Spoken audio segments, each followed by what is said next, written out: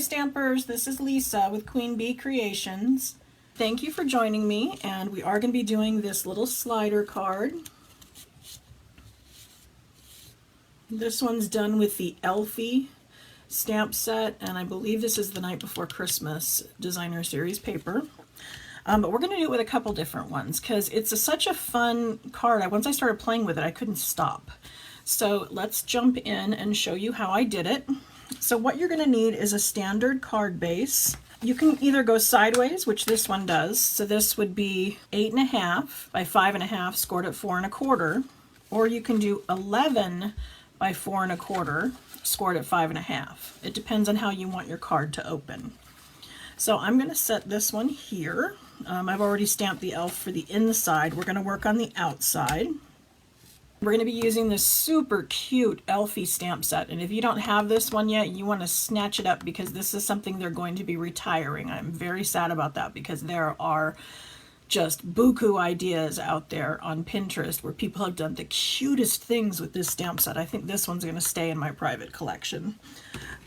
And we're also going to be making a card using the Holly Jolly Christmas, which is another one that they're going to be retiring. That, again, I love this set. Why would they do that? But anyway, I digress. We're going to move on to how we do this card.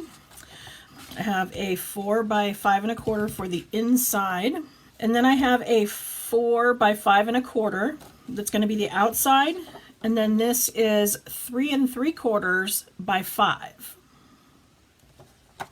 Then I have a 1-inch circle punch, and what I'm going to do is I'm going to line this up. I'm going to push it all the way in, and I'm lining it up flush with the edge. I want it to go almost all the way to the edge on one side, and then almost all the way to the edge on the other side.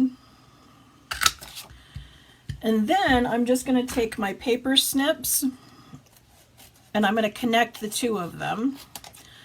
So this will be the little well that my piece will slide back and forth between. So super easy, 2 1-inch circle punches, and then connect them with your paper snips. Now for this, this little piece that slides back and forth, I have one of those. I want this to be right in the middle of this little opening. So that's going to be that on the other side. Now what I want is I want that to be able to slide back and forth. And so in order to do that, we need to create a well with dimensionals. And you can use either the standard dimensionals, which I'll show you. We'll use the edges because we want something straight. Or you can use the Stampin' Up! Dimensionals that are straight lines. These work great as well. I just want to warn you though that the two are not the same thickness, so you can't mix and match. You choose one or the other, or it won't match up. So I'm just going to kind of hold this in place, and I'm going to get this kind of close to the edge, but not right on top of it because I want it to have a little bit of play, but I don't want it to block it either. So there's one side, and then I'm going to come in and snip the other side. I love that we can use these for this because I'm a big promoter of using all of our product. I don't ever want to throw anything away, as you can see from my little scrap pile avalanche over there. For all of my colored cardstock, I have a hanging file, and then within the hanging file is a paper folder that has all of my full sheets, and then I have these little Pendaflex folders that have all my scraps, and so I keep them together. I found when I mixed all my scraps together and all their various colors, I did not like digging through the pile to find the color I needed.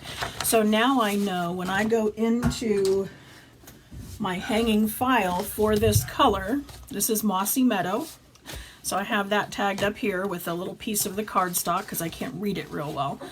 And here's my full sheets, my extra pack, and then I have these little Pendaflex folders.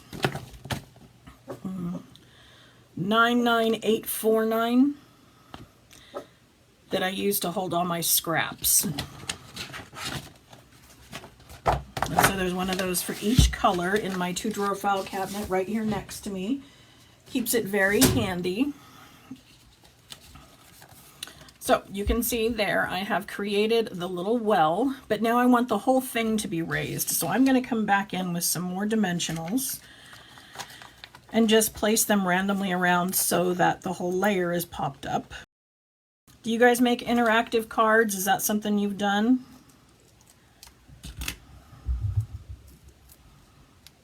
Who out there's made little shutter cards and things that move? They look really complicated, but they're not. This is so easy. I encourage you to give it a try because it'll really give a wow, and it doesn't take much. So I've got all of those on there. I'm going to peel off the backings.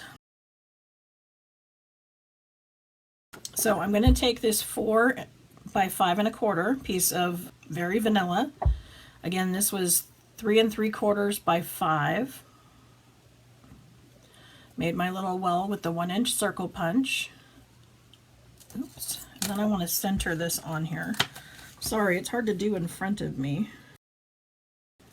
Okay, not perfect, but it's in there. Okay, so now I've got that mounted. And like I said, I want this to slide back and forth, but I don't want it to get caught, you know, or flush all the way through. So I'm going to push it over right to where it hides that end so that it's buried under there. And then I'm going to add another Stampin' Dimensional. And this will be my blocker. And what this is going to do is it's going to stop it from going any further that way and stop it from going any further this way. And then I can go ahead and put this on my card base. And then I have, this is one of the circles out of our stitched shapes. Now you could use a 1 3/4 inch circle punch. You could use our straight layering circles, whatever you wish. I just use the second large or the second smallest stitched circle for that. And that's going to be my sentiment. And then I'm going to mount that on top of another piece. See what I mean? Lots of scraps.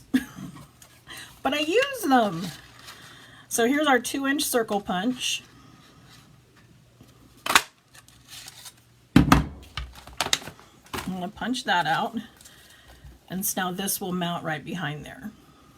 So it's just a little bit of a border. If we wanted a little bit bigger, you could use the 2 1/4, or like I said, the layering circles, and decide which size you want. I'm going to do this one again with the elf. So this is going to go in the inside, and I'll finish coloring that with our Stampin' Blends. So we can use any number of these stamps. It just has to be small enough to fit in the little section here. And I'm doing it after the fact. I'm being very careful because I'm normally, trust me, I'm one of those that will always stamp before assembling because I want to be able to flip it over if I make a mistake. But for this, I want to make sure that I'm exactly centered in my little well. Now I guess I could do that with a pencil. I could, you know, draw a circle and then stamp this. That might have been a better idea. But we're going to wing it. And there's my sentiment. Luckily I didn't goof it up. And then we can take another one of the little elf stamps. And I'm just going to go ahead and place him on the little circle. I think I'll have the hat go off. And again, you could use this as you could do a package, you could do another sentiment, you know, anything you wanted, you could use this for. I mean, this would make a fabulous birthday card, you know, any kind of holiday. You just would change out the sentiments in your paper and you'd have a whole new card. So once you learn how to do this little trick, you're going to have any number of ideas you can do with it. Let's see, let's color him up real quick. Again, I love my Stampin' Blends. You see I use those a lot. And normally I would use the light and the dark and, you know, gradiate it, but I don't want to hold you guys up for too long. Dark cherry cobbler and light cherry cobbler. And where the two intersect, I'm going to go in small circles over it multiple times so that it does blend where the two intersect. Let's see, we can do his face in ivory.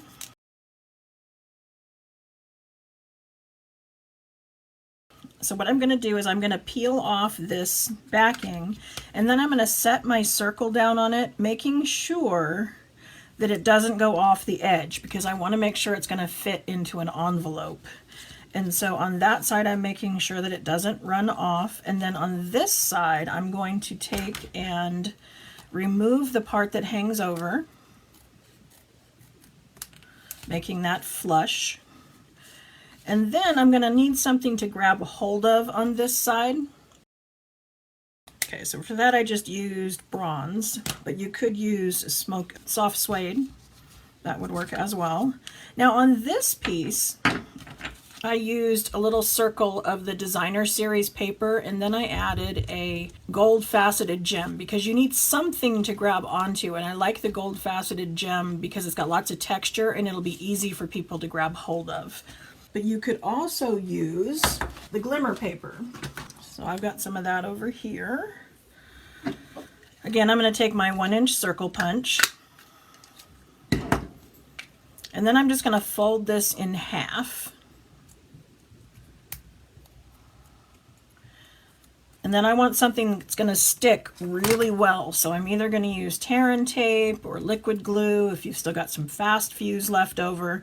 But keep in mind that this is going to get a lot of action. And so snail's probably not the best idea. I mean, I love snail. It works great for lots of things. But this will actually stick a little better on those things that move and get lots of interaction. So boxes, you know, these moving cards, anything that's getting touched and moved a lot. So I've got a little bit of tear and tape on each side. I'm going to try to center it on my little pull tab right at the fold line. And so then I just need to fold it over. And now it's grippy. It's kind of like sandpaper-ish. And so when they go to pull it out, it's real easy. Now you could decorate up the bottom, you know, and put some little, I don't know, snowflakes or stars or something around the bottom if you wanted, or even another sentiment, or you could leave it as is. But I wanted to show you another thing because I started making another one, and I decided I wanted him on the top instead of, you know, the Designer Series paper being on the top. So I started assembling it, you know, and I punched out my circles and I got ready to go, and I set it on my Designer Series paper, and I thought, I'm not going to be able to stamp my sentiment. It's not going to work on the blue paper. And so what I did is I centered this, you know, about where I thought I was going to put it. And then I traced with a pencil around on the inside of the well. And so now I've got the pencil marks. There we go. I'm trying to catch the light just right, but there are pencil marks, I promise. And then I cut a piece of paper that's going to be just a little bit bigger than this. So because this was a 1-inch punch, maybe 1 1/4. This is 3 3/4 across, so maybe this will be 3 1/2. So it'll just, you know, tuck under. It won't show. But then I can take this piece and I can layer it over the top, and then glue this down, and then we'll set this on, and I'll be able to see my sentiment. So for that one, I'm actually going to use this Ho Ho Ho. So this comes out of the Perfectly Plaid.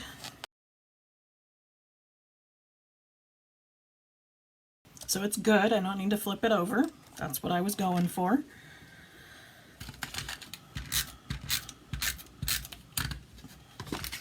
And like I said, I'm going to try to place it just over that pencil circle. And then I'm going to go back to this. I'm going to make that well that we were talking about before. Our Designer Series papers always say, you know, what colors are used in them, and this one uses the Mossy Meadow. And this one uses the Shaded Spruce. So I did mix them up, but we're going to move forward. So I'm going to flip this over. Like I said, I'm going to line this up with that well, and then I'm going to take my strips, and I'm running it kind of close, but not so close that it will snag it and make it stick. Hopefully you guys have your notifications turned on so that Facebook alerts you when I go live. And I do appreciate it when you share me with others, because knowing there's people out there watching me helps me keep going every week. And if there's anything you ever want to see, if you've seen something on Pinterest and you want to know how it was made, let me know. I'm always looking for ideas that I can share with you. I sat here this morning panicking, trying to figure out what I was going to show you because I got all distracted with Christmas stuff and didn't have my project planned. That was not smart. So like I said, I'm using these lines all over because they're going to be the same height. Regular Stampin' Dimensionals would not be the same height as these lines. I'm actually all done with Christmas shopping since I had to mail everything. I'm all done with that, but I'm still active in a couple of craft fairs. So I'm making stuff for that.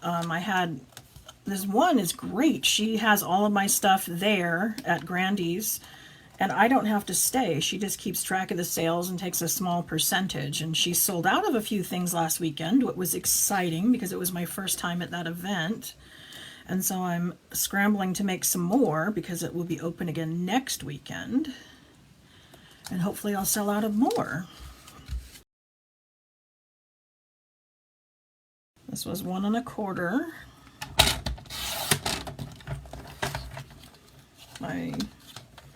Let's do 4 1/4. I know I'm going to cut off extra, but I'd rather be too long than short.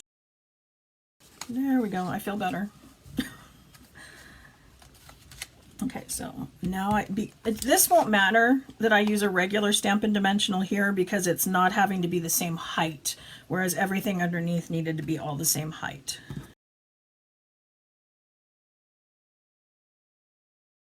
So there we go. So just creating that one little piece to fit under there allowed me to use Designer Series paper for my backing. So I'm back to using the little Stampin' Dimensional to keep this in the well. I'm going to stamp on this circle.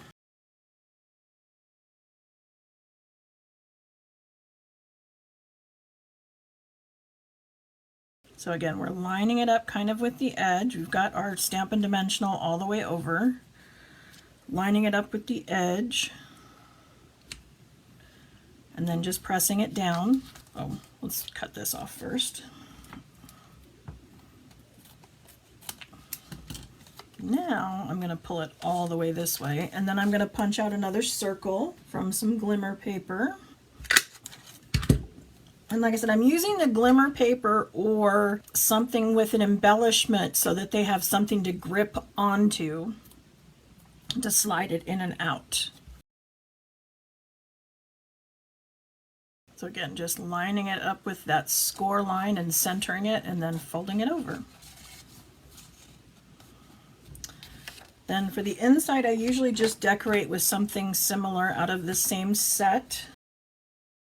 I'll do a quick little package in the corner and then a sentiment for the middle.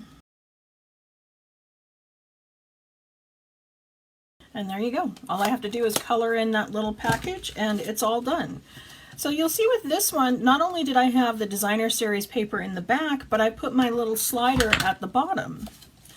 Whereas on this one, and on this one, they're at the top. So it is versatile, however you wanted to do it. I suppose you could even have it go long ways and then have something that pulls up and down that way. Then you could get a longer sentiment in there. That might be an idea. So just, like I said, it's really simple. And once you figure it out, you can just go to town with all kinds of ideas.